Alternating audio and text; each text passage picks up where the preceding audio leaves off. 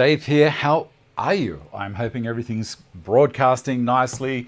Today is the 29th of July, 2018, 11 o'clock or just after, or maybe I'm a minute late, Australian Eastern Standard Time. And today it's got a little bit warmer. It's about 16 degrees outside, which is very, very nice. Last week it was around 0 or 1. So it's a happy day, Made it in time. Morning, everyone. A quick read. Hello from France. It's 3 a.m. Gilly's Bear, Ian Eason, just made it. Vincent Yang. Hello to everyone. Itchy eye. Okay, so today, you can probably have a read as to what's going to be happening. I've always thrown it in the book, in the show more area. But dial indicator on the table saws. Now this is my dial indicator. This is a pretty common one. I'm going to show you how to test for arbor runout, and also I'm going to show you how to test for your blade, whether or not it's tracking straight, and also whether or not you're the right distance from your miter slot, how to set up your table ripsaw fence so that it's easing off a little bit. Never have it perfectly in line because that's asking for trouble, and never ever have it pushing back towards the back of the blade, because that is where you will get a kickback big time. Okay, that's what we'll be doing there. The winner of the Eyemuffs G6, and aren't these great things? You can put them on over glasses and they work very, very well. So more than happy with those things. And they have little adjusters on the sides. These things can move around on the side. So if you've got a head that's not quite symmetrical, and I'm sure there's more than me out there that haven't got a symmetrical head, they are the ones for you. And we have the winner of that. I'll tell you a bit later on. 90 millimeter stormwater pipe. So 90 millimeter PVC pipe. That's this one here. It's a smaller diameter than the 4-inch, obviously. 90 millimeters is possibly 12 millimeters less. So let's say that's nearly 3.5 inches. Or maybe a little bit more than 3.5 inches. Some people use it, some people don't. It's nice and cheap to buy, so it's great as far as that's concerned.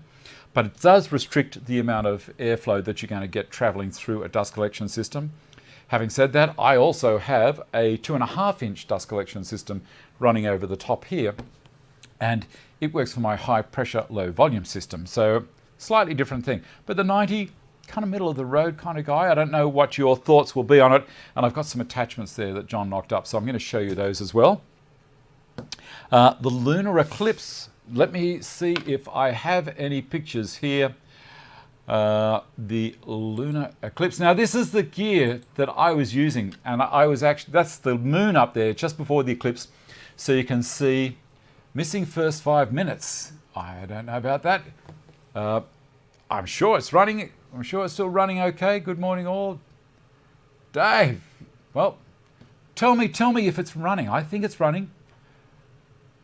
I don't know. I'm curious as to that point there, Vincent. If you're watching and it's coming through, let me know. I thought, for instance, it was happening and there was a mistake. But please throw something up there if you're seeing what's happening. Everyone missed the first few minutes of the start, Dave. Well, that's incredible. Stream, but first few minutes was missing. I don't know why. There you go. All right, now let me come back to this question, this camera here, and I'll say I don't know why, because I missed that part as well. That's very curious. Maybe it'll be in the recording. I don't know. We'll see. Okay, so what I was talking about is the lunar eclipse. And this picture here is what I had. Missed the first 4 minutes for you, Michael. About the Eyemuffs. Okay. I don't get it. I don't get it. All right. Okay, so here we go. This is the picture of... I was set up to take photos of the lunar eclipse. And you know what? It was cloudy. And every now and then we'd get a break in the clouds. And this is probably the best pic I got from the night. and that you can see the Earth's shadow starting to cross from the top right-hand corner of the moon. Carl, you want your money back, do you? Halfway through the agenda, Dave. Okay, well, there you go. So there you go. That's what I managed to get, and I was pretty happy with that, but it wasn't the blood red moon. I will go back through the agenda, and we'll have a quick look.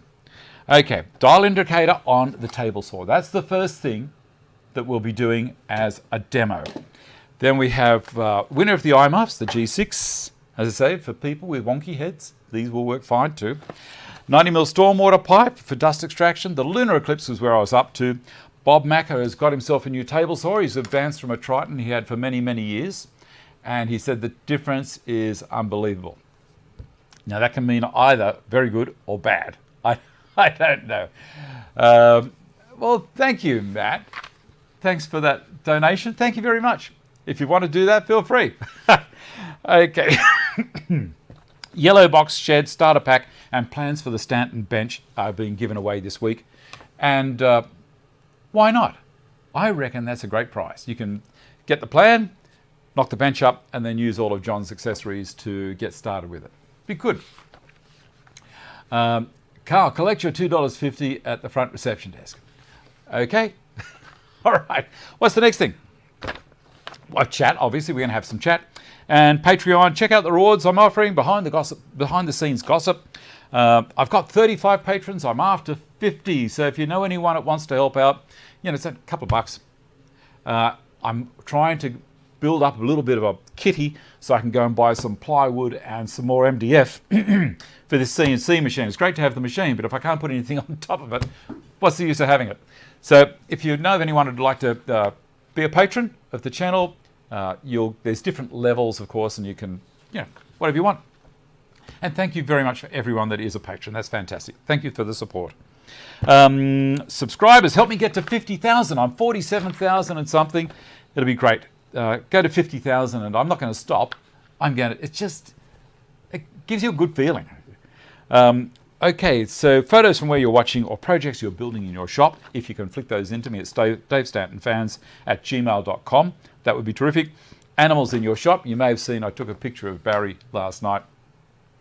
Vicky was, we were watching a movie on TV, and he was up there. It was hot, and he's huffing and puffing. His tongue's hanging out the side of his mouth. Oh dear. He's a tragic dog, that one. And we want to see your wood shop. Now, if you've got a workshop at home, I don't care if it's a bench that you've set up out on the veranda, or whether it's a full-blown workshop or it's a massive factory. I want to see pictures of it. That's the great thing about woodworking, is that we have a massive spectrum from maybe a person with a hammer and a chisel through to people with these unbelievable machines that pick sheet goods up and drop them down on automated things. It's great fun. Animals in your shop, and that shall do us on the reading section. So first of all, I'm going to have a quick chat about this. Now, remember last week, this is the hand plane. This is the number 6. Stanley, made in Australia, this one, that Keith Cullen gave to me the week before last, and that was fantastic. Now, I've had people get in touch with me and say, Dave, I've inherited some tools, and it's such a nice feeling. And it is. Especially when someone considers you to be a worthy recipient of something that they've treasured. Blows me away. Now, Hilton Bond made comment. Now, notice I can run my hand that way. I don't dare bring my hand back down the other way of the plane, because I will cut myself on the blade. Now, Hilton, the reason I started doing that was because I'm just going to say Hilton suggested some wax on the bottom. Now, you could use a candle if you wanted to, but you'd have to make sure that whatever wax you put on, you really give it a good clean, buff it hard with a cotton rag going that direction, so that you don't have any residue on the sole of your plane, which could affect any finishing further down the track. So if you've had bits of wax that get stuck on the job and, heated in, that might melt because you're planing so fast and hard, because we're all He-men, that could be an issue for you, because the timber will not accept the finish further down the track. So I thought I'd throw that in right at the beginning. Now I'm going to switch cameras after I do a quick read here. Dave, running okay in Melbourne. did miss the first part. Okay, Carl, all's well now. As handsome as ever. Speaking of handsome, don't forget to report on Barry. Well, I just did, Carl. Respects Wood, the lunar eclipse caused a glitch. That's what it was. That's what it was. Mike Dixon to the corner. Scott K, yep. Picture of the moon, but working now. Sorry, I'm like, okay, here we go. I'm going to switch cameras to the other one over there. And it's all waiting for me.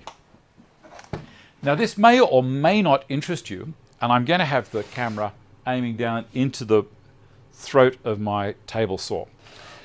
Now, this is a dial indicator. I'll bring it up a little bit close. And you're getting a flicky light there, aren't you? How about I move that back from there? And I don't know why it's doing that.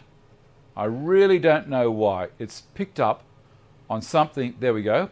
Now, I was going to see if I can bring it back down without it doing the silliness. So far, so good. So far, so good. So far, so good. To there. And back a little. All right. I think it did it when I put the dial indicator in front. I think that's better. All right. Now, on the dial indicator, I'll put my glasses on for this bit. Get them over here. We have a few things. Now, on the top here is a adjustment for the top, and on the side here is a lock. Now, this one here, when I loosen that, I can turn the face wherever I want. Now, obviously, if you've got it right above this little other wheel there, that's even better. These little guys slide independently. You can put them to wherever you want. And they will also give you an indication of range where the needle's moving. Now, this is an imperial dial indicator. And just to give you an idea, each one of these little calibrations, so from 0 to 10, that is 10,000ths of an inch. So each one of these indicators, each one of these marks, is 1,000th of an inch. Okay? So, the wheel in the middle is when I have done one full rotation, the wheel at the top will also turn one. See, I'll take it back to 0 there, and you'll see it. I'll push, and up it goes. That is 1/10 of an inch. 2/10 of an inch. 3/10 of an inch. So you see the little wheel in the middle has gone to 3. So it's 3/10 of an inch or 300,000ths of an inch. So this one at the top is just the spring. So I can pull the indicator backwards and forwards as I put it into the saw. Now, here is the mount point. Sorry, so you can see it. There, that's a bit easier to see. I'm looking over my shoulder at the same time. I probably had things way up above, so I'll bring it down here and we'll go through that last little bit again. There is 0, and as I pull this up, you'll see that little wheel in the front will go counterclockwise, 1. So that is 100,000ths of an inch, which is the same as 1/10 of an inch. 2/10 of an inch, which is nearly 1/4 of an inch. And you can see up the top here, the distance that I've pulled the dial indicator out of the top is nearly 1/4. Now I'm going to pull it through to about 1/2 an inch, and you'll have a look there. So I'll go to about 1/2 an inch, which is around there. And it's telling me it's gone to number 5 on the small dial. Okay, so that's that. Now on the side here also it's got a ball bearing there, and I've lost the ball bearing on the other side for some strange reason. I'll have to find it and pop it back in. But there's a ball bearing here, and there should be a ball bearing on this side. And that holds the dial indicator in the miter slot. So drop it in there, and you can see I'm wobbling at that end because the ball bearings come out. So I'm aware of that, so I hold the dial indicator back. Now, I'm going to measure the run out on my arbor. So I'll bring the camera so you can see it a little bit better as to what's happening, and hopefully it's not going to go stupid. Actually, what I might do is bring it all the way down. Sorry for moving it around too much there.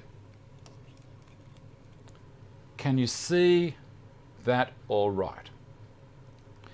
Actually, if I put it there, it might work even better. So I'm going to put the dial indicator, this part, on this part of the arbor. So I can pull that up and I can drag this back and I can release it. Now I'm going to release it to there. I'm not going to release it further out along the thread because it might be an issue for me. See, the end of the thread there, I don't want it to go down into the thread. So I can now rotate and rotate. And this, it's always a good idea to make sure your arbor is clean as well. Now some saws have got a knockout arbor, which I think is on a M2 taper, and some don't. Now when I've got it there, I'm going to also bring it around this side and aim it at my dial indicator. And you will watch, or you'll be able to see how much run out there is. I'm going to pick it up a little and put it on there. So I want to bring it in as close as I can so you can see what's happening. About there, except for I've got the reflection. If I move it around to there, you won't see the reflection as much. So we undo, remember I said there's a little knob on the top here. I'm going to rotate the outside of the clock around to 0. Nearly there. See it? I'm on 0 now. And that's going to be good enough for you to see. Now I'm going to try and be a wizard and rotate the arbor. Now I'm turning it now. And you can see the degree of run out there is on my arbor. So I've gone, I'm still turning. I've got about 1/4 of a thousandth of an inch. There's a bad spot right there, but that could be machining on the arbor itself. Now this is called a static measurement. If the saw was running and I had some kind of specialized strobe system, that would be a dynamic way of measuring run out. And sometimes that's better because it takes into account centrifugal force. I'm going to do a quick read while you're having a look at my dial indicator. I'll move that around a little bit further. That's better. No, I seem to keep on getting it right on that light. Bring it around that way. There, that's a bit better. Okay, I'm going to do a quick read. The corner is pretty full today. My saw stop is cast iron and my dial indicator magnet won't hold.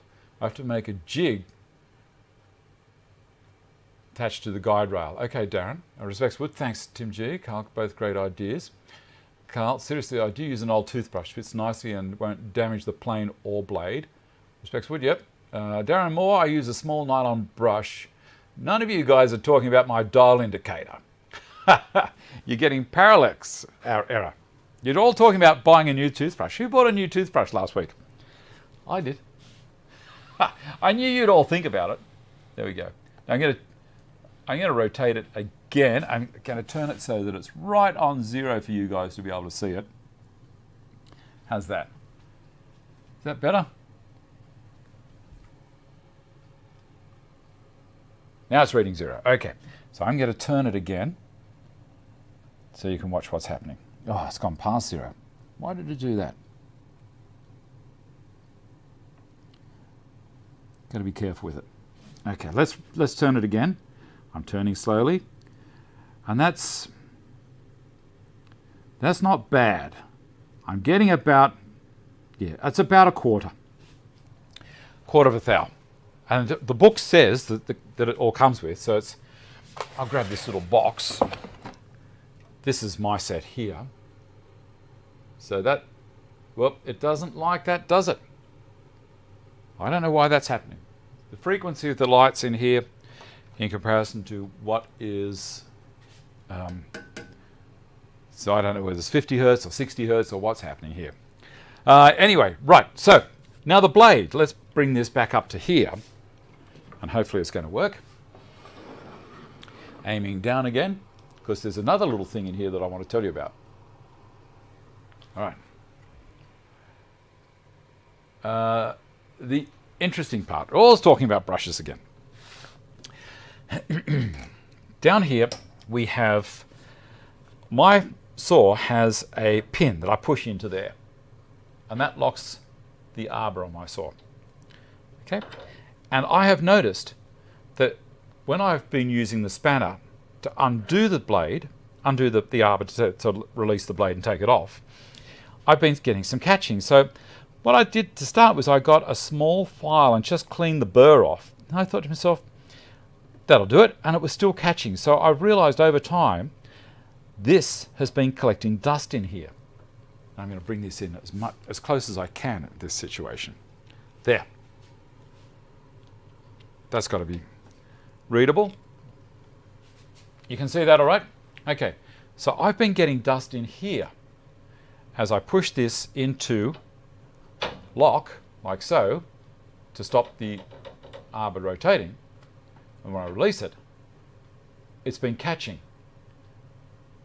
because there was dust in there. So it was just a matter, I'll get my compressed air gun and blow all of that dust out, push it in a few times and relax it with the compressed air running on it, and Bob's your uncle. And I was going to put something on it. I thought, no, I won't. I don't want anything down there catching. All right, back over here, and we'll do the next part. All right, saw blade. Let's check for run out on the saw blade. This particular blade, make sure that you don't have that side or any side with ink or print or whatever facing towards the dial indicator. It's got to be the other side, because this print has thickness. And we're measuring down to some pretty crazy thicknesses, and you know, the tolerances are pretty fine. I don't want to have the paint giving me a false reading. So I pop it on there, and I'm going to put the nut back on. Come on.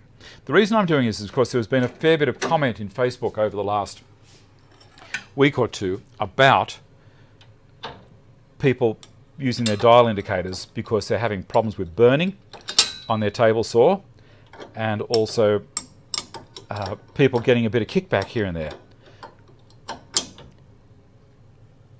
When you're doing up a saw, with the nut on a saw, don't give it to it, because as you turn the saw on, the nut is staying stationary and the arbor turns with inside it. So it's actually wanting to tighten it up. Bring this over closer again and aim it down in there if we can.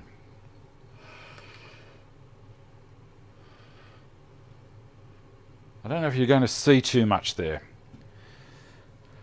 All right, so there it is. I'm going to set the dial indicator up in here. And this time, I need to pull it back out, and I actually need to change the position here. So there are some Allen keys in here. I will undo that totally.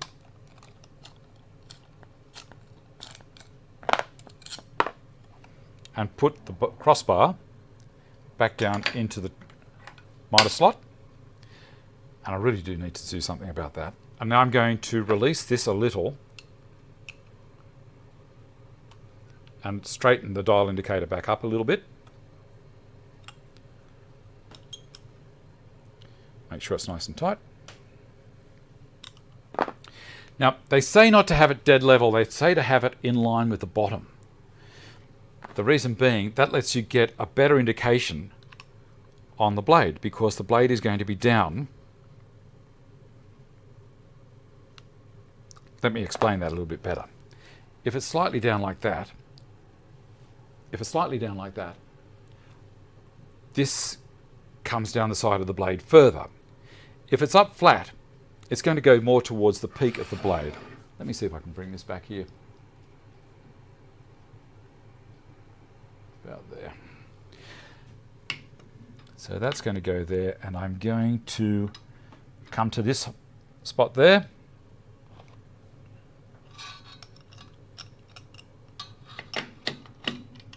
And put the put the bolt in, or screw, whatever you want to call it. And that's the right position for it. I can tighten it up now.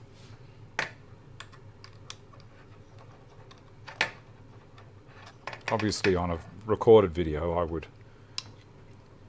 be editing all these little bits out. I'm going to push it in against there, unlock it.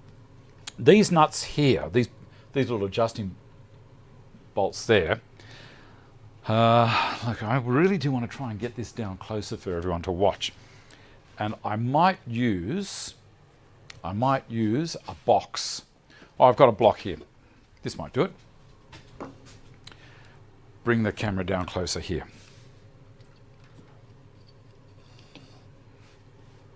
How's that? Okay, so these knobs here, they adjust and stops this happening. So I get the thing dead flat and I just tighten the nut up until I can feel it's bottomed out in the bottom of the miter slot, and then I do the same on the other side until I can feel a bit of resistance, and then just so that it's sitting there, and now there's no rocking. That's what that's for. Then we have the, I guess you can see the dial indicator there all right. Good. And no silliness on the lights. Now we have to make sure, we'll drag it backwards, and I'm going to stay on the polished section, not on this part here. I'm going to stay on the polished section. I don't know if you can see the difference there. I'll swing it around that way. That might be easier for you. So this part here hasn't been machined. This part looks like it's been machined. This part here is not as clean. Now, it says to find a tooth on one side and put a little bit of white paint on it. Not on the tooth itself, but back on the body of the blade. Now, I am going to now set my dial indicator to 0. You see him there? Let's tip that down a bit more.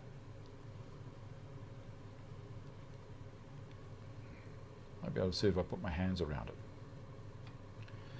Maybe not.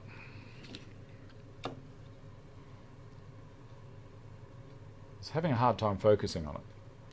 And I think it's because these things here are more contrast. There you go, it's found it. So we release this a little bit, turn this around to 0. And that's right on 0 there. Okay, believe me, it's 0. And now I can tighten this outside up a little. And the thing to do next is to rotate the blade. Now I didn't have any white paint, so I'm not going to do it with white paint. I'm going to hold, I've got a little noise cancelling slot just here. So I'm going to rotate that noise cancelling slot to the other end of the table saw. And I'm going to push my dial indicator to the other end as well, to where it was. Now, do you want to see how accurate my saw is?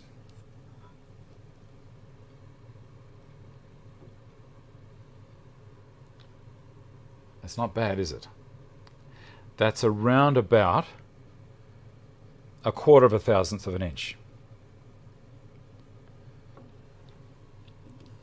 Now it all depends on the blade. You can have, let me flip this up here and back at me. Now you can have a crappy blade and the blade will give you a wrong indication as to what's happening. Now I picked my best blade. This is the best blade that I've got. This is extremely straight. Also, I've found the saw stop blades are very, very straight as well. Some of the other blades that you may have had a little bit of a burning effect on, or they've had a kickback at you, you may have damaged that blade and it might have a little bit of a wobble in it. You won't notice that ordinarily, but you know, when you put a dial indicator on it, it's a whole different story. Now I know that some of my blades, when I put a dial indicator on it, I'll have up to 4 thou out of rum when there's a wobble in it. That blade there is nothing out. It's a perfect blade. All right, what are we going to do now? We're going to do rip fence, and that's another thing that's pretty important. And I will have a read at the same time. I'll switch cameras, give everyone a break from boring old dial indicators for the second. Back over to here, and let's have a read.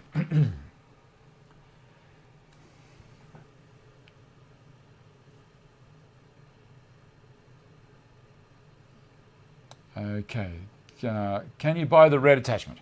I don't think so. I don't think you can. Yes, yeah, everyone's helping me out. What about the run out of the flange? Now, I wasn't. Yes, we can spin the dial indicator up against the run out of the flange, but you'll find when you've got your blade, if you've got a very good blade on the arbor and pushed hard up against the flange, and then tighten the nut up with the outside flange washer pushing up against it, that is going to tell you even more about run out on the flange. So if you get a perfect, the whole thing is to have the teeth all tracking in exactly the same arc, perimeter, circumference. I think it'd probably be an arc or rotation. If all of those are staying dead straight and not doing this as it's spinning, it really doesn't matter what's happening down at the bottom there if it's a good blade. If it's a wonky blade and you've got a wonky arbor, you might be able to set them up so they contradict each or counter each other. They might be able to, but as I say, this is the way that I like to do it. You can do a measure. Instead of pushing straight down on the arbor, tip the dial indicator up a little bit and run it back against the flange. And that'll work. Give me a second, I'll have a drink.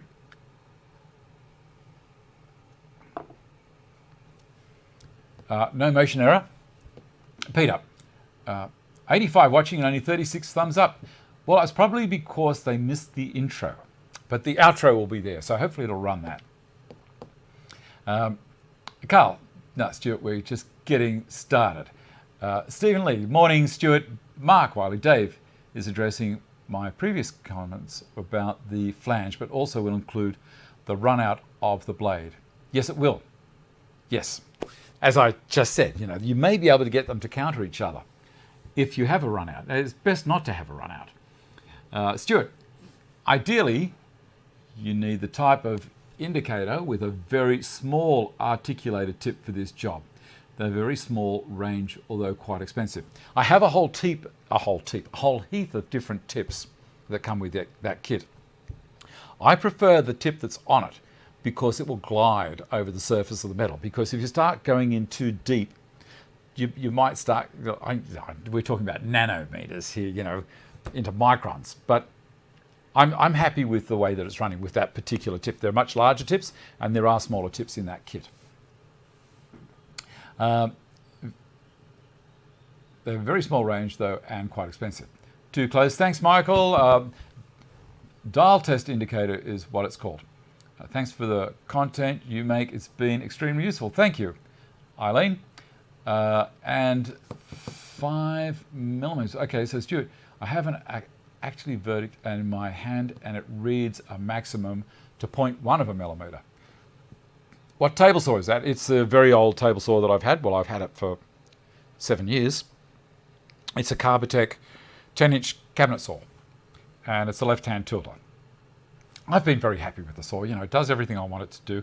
It doesn't have saw stop. I would like to have a saw stop in the workshop. I would have to pull all of that bench assembly apart to put a saw stop in there, unless I went with a professional.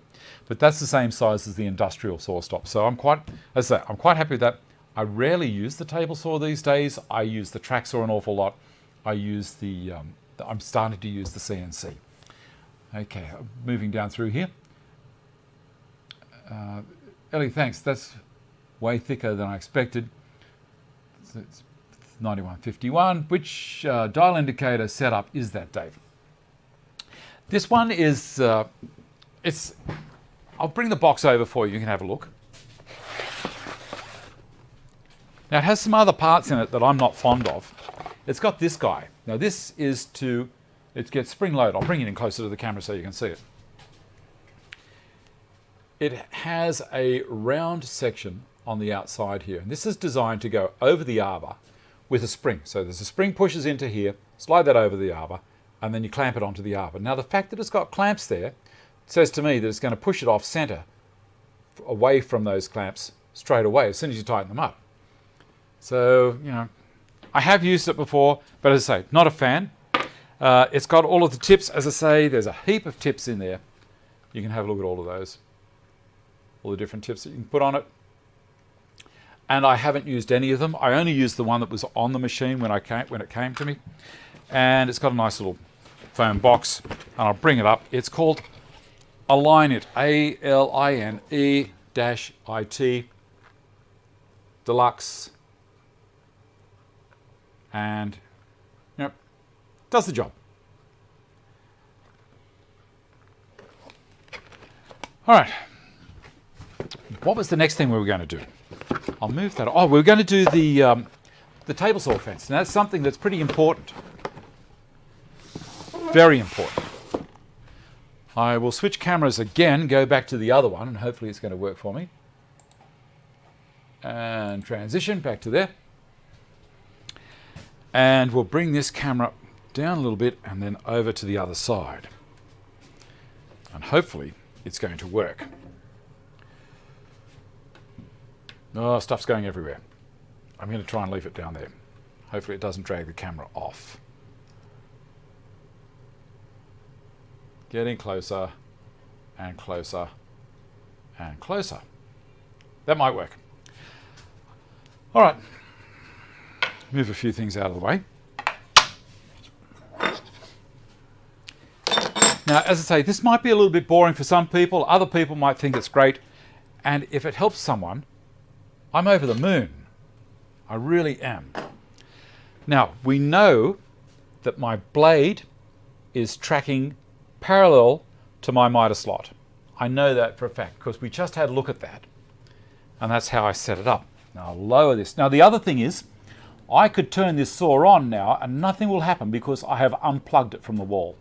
Okay? Very important. Don't leave a machine connected when you're doing this kind of stuff. My fence will come on now. Now I'm going to use the same miter slot that I used for here. I'm going to go back off it because you never can tell whether or not your miter slots may not be totally parallel. I'm going to use the same miter slot. And it's very easy, this one. I will put this back into here, lock it, and I'm going to move this back away until, I might bring it over this side. Actually, what I'm going to do is I'm going to put it on there. Can you see that all right, guys? You may or may not be able to see it. Loosen that screw here, this one on the side. Okay, this one here. And I'm going to rotate this until it's on 0.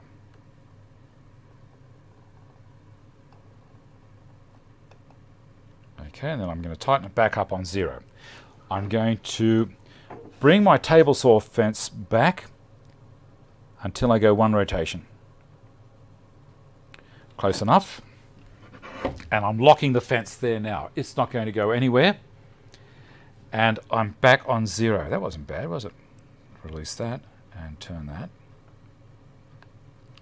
Right. Okay, so we are now on 0. Now, mine has a polyethylene edge to the fence. And I'm going to slide this down to the other end. Let's see how we go. See, it's moved already 0.03 of an inch negative. Keep on going. And down here, I'm at 0.04 of an inch negative. And keep going till I'm down at the end. And I'm back to 0. Actually, I've come past. Now, that's not great. That is not great. I'll aim it down so you can see it better.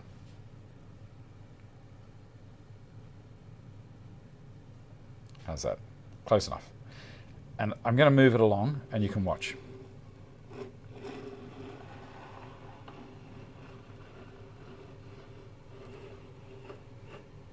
Okay. back to, well, it's 1 thou. So the front of my fence and the rear of the fence down there are the same. I'll get the stick back. So much for trying to get in close action. Drop that back down. And back over here. As I was saying, the front of my fence here is at 0. And down there, it's at +2. Now, if you're not sure of which way to adjust a fence, if it's going positive, which means it's climbing up towards 10, 20, 30, or whether it's going negative, which is 90, 80, 70, just push against the fence. So I'm pushing the fence that way, and it's going positive.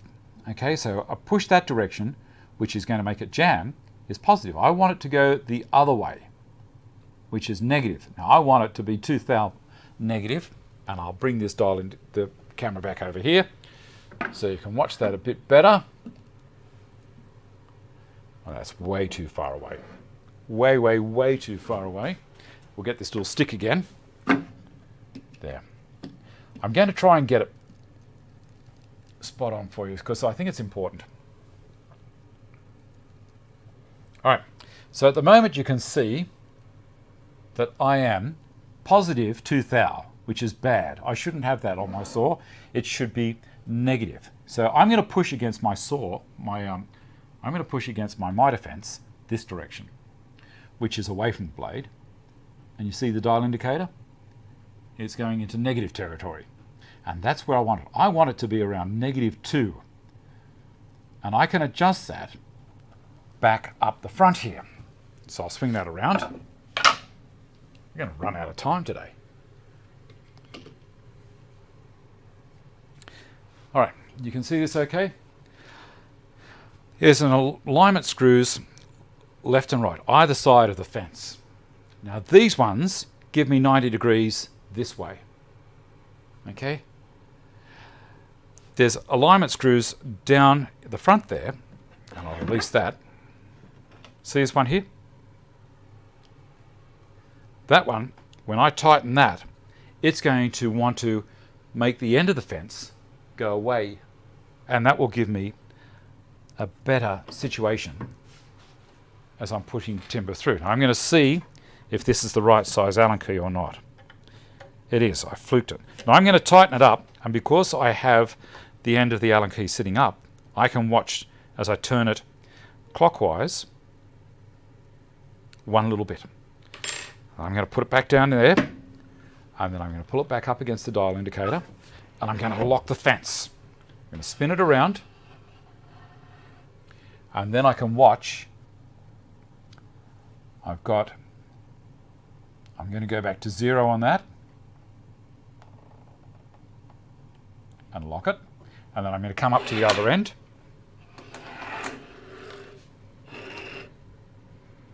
and I'm plus 1.5 thou. Whoop, get it right. How's that? Which is perfect. So I'm plus 1.5 there, and down the other end, I'm 0. Now that was just from a very, very, very small turn on that screw down there. I think I turned it about maybe 1/12 of a rotation. On the alignment screw, that one there. Okay? I think that might do as far as all that kind of stuff at the moment. Let me go back to camera 1 and back over there. Close a few of these things off the side here so I can see what's happening. All right. I'm reading.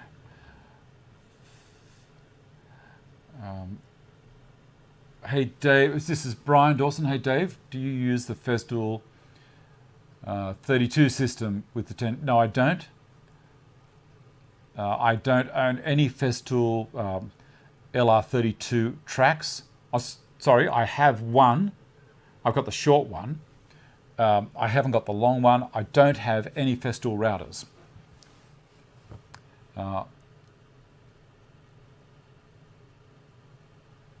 Lucy, the FLA blade is made in Italy for ProMac tools. Yes, it is. It's a very, very nice blade. 4 thousandths is 1.016 millimeters. Now, the reason you do that, you try and back the rib fence away from the blade, the far end of it, because as you're pushing timber in, it's not closing the cut up. It's relieving it, and it allows for any live forces in the timber as you're cutting it, because timber's a tree. People have been giving me a hard time for calling wood timber. You know, timber, wood, stick, it's all the same to me. And it's that stops, as you're cutting timber, you're relaxing or relieving those stresses that were in a tree. It was growing. And you'll find sometimes timber curls around, or wood curls around as you're cutting it. So you don't have it too tight or dead straight, it's going to be a problem for you. Ian Easton, could the lack of the ball bearing...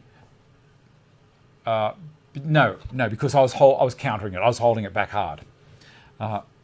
Carl bought the Path system, built a Stanton bench, and I've been absolutely thrilled with the results. Imperial versus metric, in this instance, doesn't have much of an impact with the output.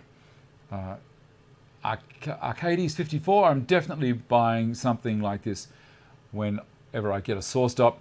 Okay, Carl, I'm in the US. Okay, Sue B, your miter fence is incredible, Dave. My miter fence might be my rip fence. I'll think about that. Michael, 101 and 60. Hey, Dave, what make is your table saw fence? Well, it's the one that came with the saw. It's the Carbotech machine. I think it was made in Taiwan. And Arthur, how are you, Arthur? All right, now what's the next thing? I've got to get into a few of these things that we've got up the front here. So dial indicator we've done. We've done the lunar eclipse. Let's have a look at the stormwater pipe. And I'm going to throw up the other camera back over here again, and we'll have a quick look at a couple of things over here. Sorry, I've dwelled on that a fair bit, but as I say, I kind of think it's important that you get things right, because kickback is terrible. And switch to the other camera, and I think that is all good. Lift it up ever so much, just back a little there. All right, here we are. Next week, if you're wondering what we're going to be talking about, this guy here. This is a Ryder 69.5 low angle block, and it is lovely. It's another one that Axminster, I said they sent over a couple of planes to me. This is the other one. So if I noticed the other week people were asking if it could only have a couple of planes, which would they be? I would get a low angle 5.5, or the 62 is good enough as a low angle 5.5, and I would get a low angle block plane, and that would do you. All right, now this is this week's prize, and also you can have it at any color you want. John has said he'll just print them in any color. His new Prusa, I think it's called a Joseph Prusa 3D printer, is doing magic for him. He loves it. And following on from that, I'll be giving a set of plans away for this bench. So if you want a free set of plans for this, and you win, you get that, and you get a copy of the plans. Look at this. John has made these, and that's an elbow for 90mm stormwater. Slides straight in. How good is that? And this time he printed the thread the correct direction. I don't know if any of you noticed, but a while back John put a post up and he printed the thread, right-hand thread. This is a left-hand thread that screws back into the hose. And also 90mm stormwater ordinary section, he's made one that slides over the end as well. So you can terminate it, put a bit of glue on there if you wanted to, or a bit of tape, and it will be a straight run for the termination or on a bend. So that's pretty clever. He's got all that stuff on his website, Yellowbox Shed, and I don't mind supporting him at all because he looks after me with setting me some of these things up, and I get to use them and play with them, and also he gets to stop his boredom because, as I said before, we had John on one week he's talking about PKD, polycystic kidney disease, which John has. And it's made him basically not be able to get out and do as much as he wants to. And so this stops him going crazy. He loves doing this stuff. He's a wizard with Fusion 360 and just makes this stuff, and he's got his CNC machine. He made the outside for this, the case. I reckon it's fantastic. And look what else he's made. Let me see if I've got this. These guys here. Now that's cool, isn't it? So these are bench plugs that he's made, like for the 20mm dog holes. And I got a heap of 2mm magnets the other day. I'll show you. See these guys here? These are 2mm each. Thick, 2mm by 10. And that's what I've used in here.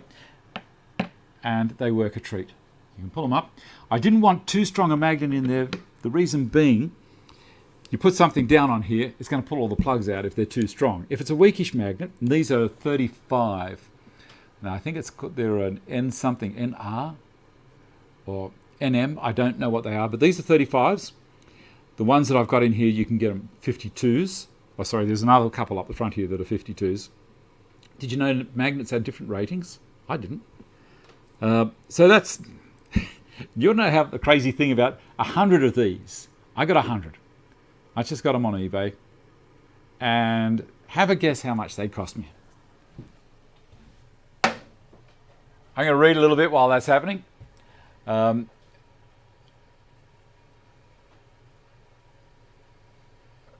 Okay, Marty Allen, Dave's awesome as always. Peter Woolworth, the Wood River low angle light purchased is a loser, in your opinion. Okay, so well this is a rider, not a Wood River. Okay, Darren, Carl Kutcher, nice to know about the pump system. Still had a chance to build with Dave's generous prize as I have been in Sydney. Okay, Nick, they look mint in the foam, John. They do. Tim, love the fitting for the pipe. We'll definitely be talking more. John, 100mm on the printer now. Stephen Lee, John is awesome. Yep. Zach, finished making my Stanton bench yesterday. I'm very impressed with the accuracy and portability. Can't wait to put it to use in the coming weeks. What is the black kit blue items? I didn't catch it. It's a starter pack. That is the starter pack for using in the Stanton bench. I'll show you. Pull that out so I can use these dogs. This is for using a track saw against, or if I want to, I can put these bad boys up on top, and I've got painter's pyramids. I can put a few of them in to support. It's just, if you get the plans for this bench, it will change your life. That's a big call, isn't it? I'm going to tip that up a little further. I normally have that set a little differently. I'll come back now, see if I'm in the image. Yep. All right. What are we going to do next? There's a couple more things I want to do. So I will move from that camera back over to this one. And switching. Notice I haven't turned the stream off this time. Okay.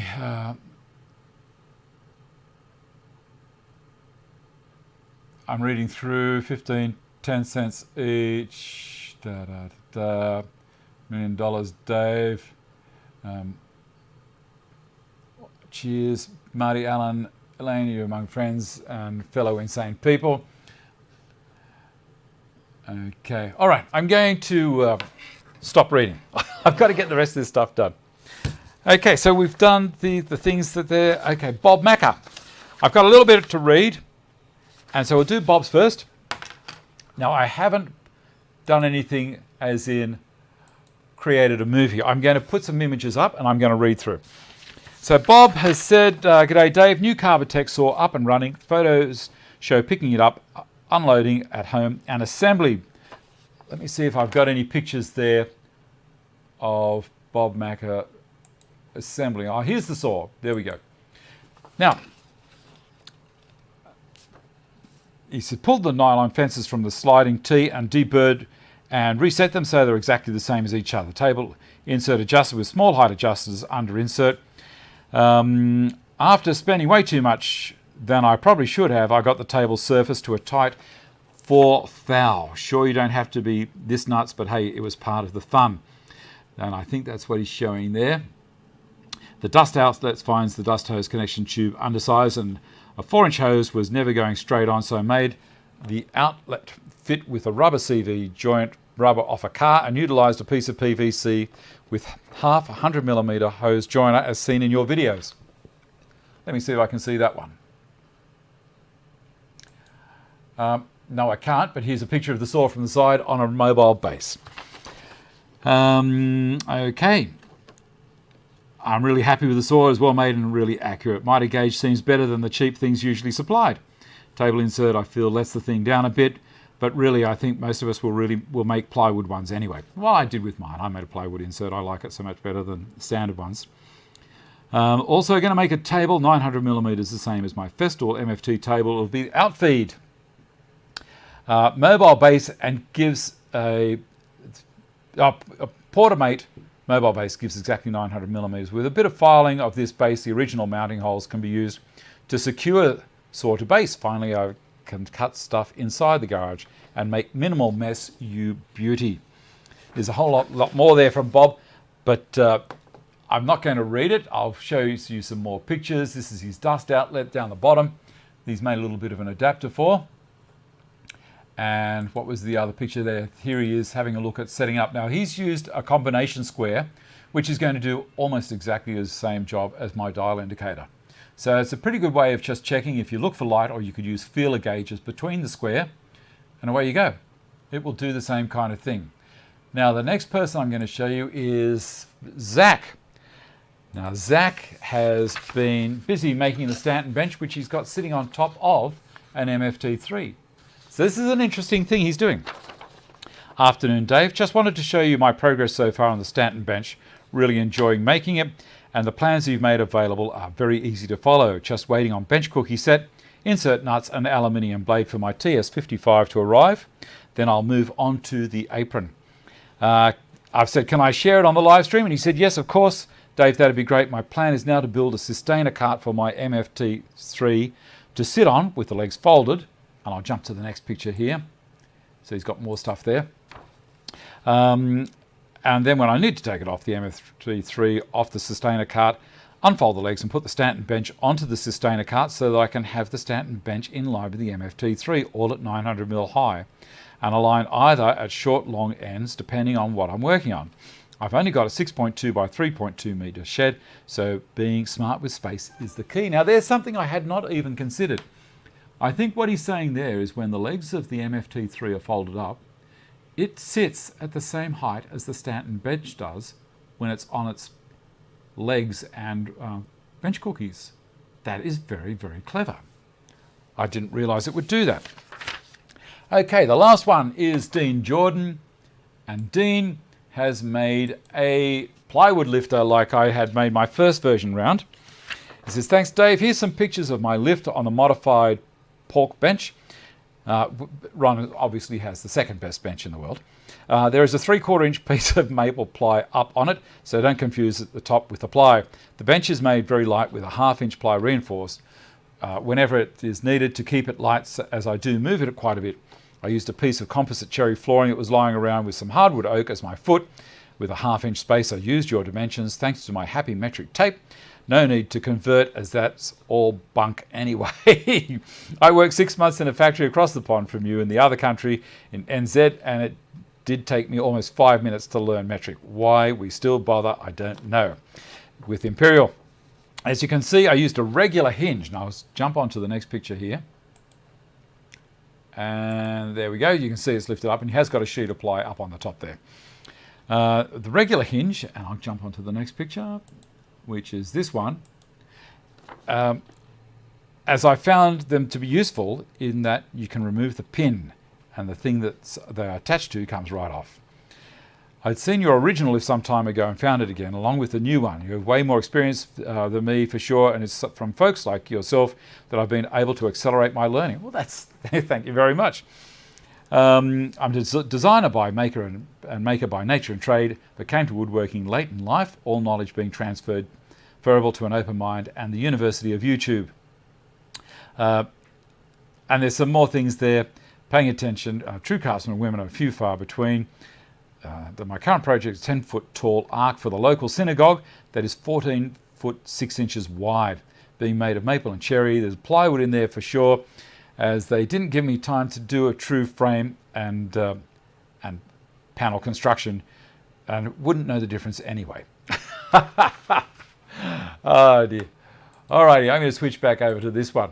I think we've got through just about everything here. I think. And I spent a long time on the dial indicator because, as I say, it is a very important thing, getting those things right. If your blade is tracking true to your miter slot and there's no wobble in your blade, and if you have your rip fence with a slight easing away at the rear, I'm only talking a couple of thou, then you will get really nice cuts and you will minimize your risk of kickback big time. Water. And John, thanks again for all of those little plug holes or plugs, whatever you want to call them, dog hole plugs. Next thing to do is talk about these guys again. So this was donated by George from Eyemuffs, and George is sending a pair of these, not these are mine, a pair of these to the lucky winner this week. And as I said, every month George is jumping back in. So if you didn't win this week, don't panic. Next week it will be the standard Eyemuffs. Oh, sorry, next month it'll be the standard Eyemuffs that he's giving away. I'm going to read through a few of these responses. Heaps. Okay, Steve Ho, I have prescription glasses and can't find a pair of safety glasses that fit right. Of course. That's brilliant. Now, I'm not going to read all of them out because there's too many. I'll read a few that took my fancy, and then I'll tell you the winner at the end. Larry King, Dave, I never win anything I enter. Well, you still haven't won anything. Larry, sorry about that.